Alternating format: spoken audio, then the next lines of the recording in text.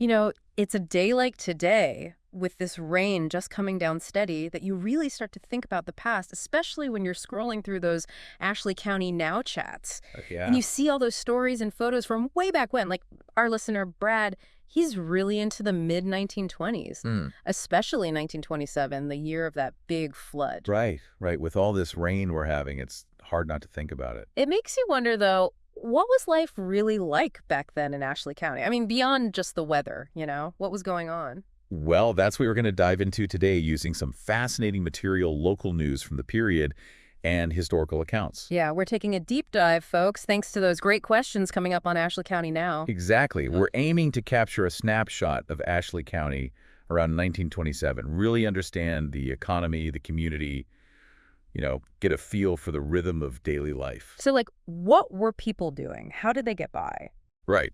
And luckily, we've got these sources that give us a pretty clear picture. We've got a 1927 article featuring Edgar Woodward Cap Gates of the Crossett Lumber Company. Oh, yeah, Cap Gates. That name comes up a lot. He was a real visionary. And then we'll also be pulling from this comprehensive history of Ashley County, really puts things into context. Sounds like we've got a lot to cover. So let's start with Cap Gates and the Crossett Lumber Company. Seems like that was a driving force back then. Oh, absolutely. I mean, his story alone is remarkable. This guy almost loses his sight in a mining accident. Wow. And he comes back to lead this major company with such foresight. I mean, you look at their approach to lumber, it wasn't just about cutting down trees. No, they were all about perpetual forestry, right? Exactly. That's about managing forests for continuous yield, like a long-term commitment to the land. Super progressive for the time. So they weren't just going to clear cut everything and move on. No, not at all. They wanted to ensure there were always trees to harvest. And it goes beyond just the trees, too. There's this great quote from Gates where he's talking to an agricultural expert he'd hired. He says, "I want you to be prosperous because I'm going to have cut-over land to sell someday, and I want customers who are able to buy it." So he was thinking ahead about what would happen after the logging. Exactly. He saw the big picture, knew the company's success depended on the prosperity of the folks who would eventually buy that land. It's about building a sustainable ecosystem, economically and environmentally. And I think that's what really sets them apart from those fly-by-night logging camps you hear about. Definitely. Gates envisioned Crossett as a lasting, diversified economy, more than just a sawmill town. And the county history really backs that up, right? Totally. His goal was to build a strong, thriving community. And they put their money where their mouth was, supporting local agriculture, investing in infrastructure. It was about putting down roots. That's pretty cool. But how did they actually get all that lumber out of the forests? I mean, we're talking 1927 here. What kind of infrastructure are we talking about? Well, the history makes it clear. Railroads, absolutely crucial. Of course, yeah. And get this, companies like Crossett Lumber weren't just relying on existing lines. They built their own. We're talking a 30-mile railroad just for them. Oh, that's a huge undertaking. Talk about controlling your own destiny. Right. And think about those log trains chugging through the forest, Shay engines and flat cars, Ah. hauling all that timber. I bet that was quite a sight. It was, but they mentioned poor couplings, which makes you wonder how many logs went astray. Oh, right. Probably had a few runaways now and then. Oh yeah, I'm sure it wasn't all smooth sailing. Yeah. And then, once the logs got to the mill, things get even more interesting. They were floating these logs in ponds, keep them saturated. Then, they used carriages to move them onto these massive saws. Wow. Sounds pretty high-tech for the time. It was. Power chains to transport the cut lumber, automatic stackers for the kilns. Real industrial-scale operation. So what were they making exactly? Just rough planks, or was it more specialized? Oh, they had a whole range of products. The standard building sizes we still use today, 4x8s, 2x4s, 12x12 timbers. That makes sense. Got to build houses and such. But they also made excellent flooring, knot-free moldings, and a lot of sleepers. Those are the wooden beams that support railroad tracks. Oh, right. So they were supplying their own infrastructure needs. Exactly. The lumber industry was really powering itself, and it wasn't just about the mills and the railroads. These logging camps were like little communities in themselves. Really? I always pictured them as pretty rough and temporary. Well, some were, but the bigger ones, especially those tied to companies like Crossett Lumber, they had a different vibe.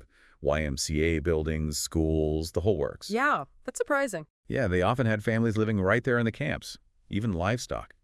And get this, when the company moved to a new cutting area, they could load a worker's entire house onto a log train and take it with them. Seriously, talk about a mobile home. Right. It shows how integral the company was to their lives, not just their employer, but their whole social world. So it wasn't just about cutting down trees, it was about building a community. Exactly. And that's evident when you look at the more established towns, like Crosset, the first school there, built by the lumber company. Really. They invested in education right from the start. Yep.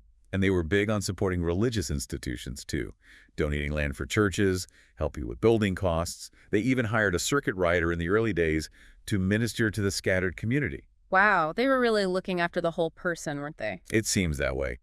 And they even got involved in finance, offering employees the chance to earn interest on savings deposited in their commissary. That's pretty innovative for the time. It was. And it later evolved into a commercial bank, providing financial stability for their workers.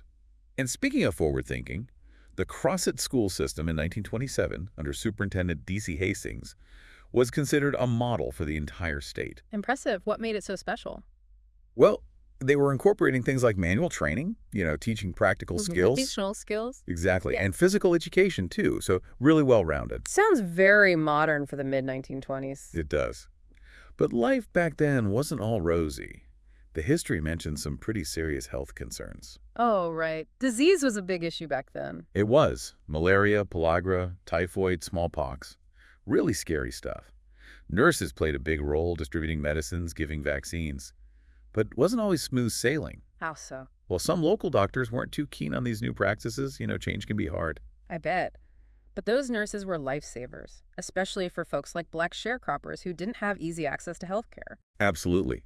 Now, while lumber was king, even back then, there were hints of diversification in the economy. Like, remember, they were focused on pine, but they started experimenting with hardwoods like oak, too. Oh, right. I guess oak's pretty valuable, too. It is. They tried girdling the oak trees to promote pine growth, but they also saw the potential of oak for other uses. And that led to the Crosset Chemical Company, right? Eventually, yeah. The company really took off during the Depression, but the groundwork was laid in the late 1920s. They aimed for 100% utilization of forest materials, making things like Royal Oak charcoal. Turned out to be a very profitable venture. So they were already thinking about sustainability and using every part of the tree. Exactly. And even paper production, which Crosset became known for later on, was in its early experimental stages in the late 1920s. Wow, so many seeds of the future being planted back then. It's amazing, right? Now, to really grasp Ashley County in the mid-1920s, we got to zoom out a bit, look at the broader context. Right. What was the county like before all this lumber activity? Well, the history tells us about the early settlers, the Quapaw Native Americans who were there first. Oh, right. I'd forgotten about them. And then came the European settlers. Back then, the rivers, the Ouachita and the Marie Celeste, those were the main highways. Makes sense. Before the railroads came through. Exactly. People used flatboats to move goods, timber, everything really. Then came the steamboats, which were faster and could carry more. So transportation was constantly evolving. It was. But the railroads, those were the real game changers. Led to the growth of towns along the rail lines and connected Ashley County to the wider world. It's fascinating how transportation shapes everything, isn't it? Totally. And even something as basic as roads, they weren't paved like today. Really? What were they like? Well, in the early days, road maintenance was a community affair. You had overseers for specific stretches, and everyone had to pitch in and work on them. So like a community effort. Exactly. But with more and more cars on the road, they needed something more robust. So they started levying taxes specifically for road improvements. So from community effort to a more organized system, it's a sign of the times, I guess. It is.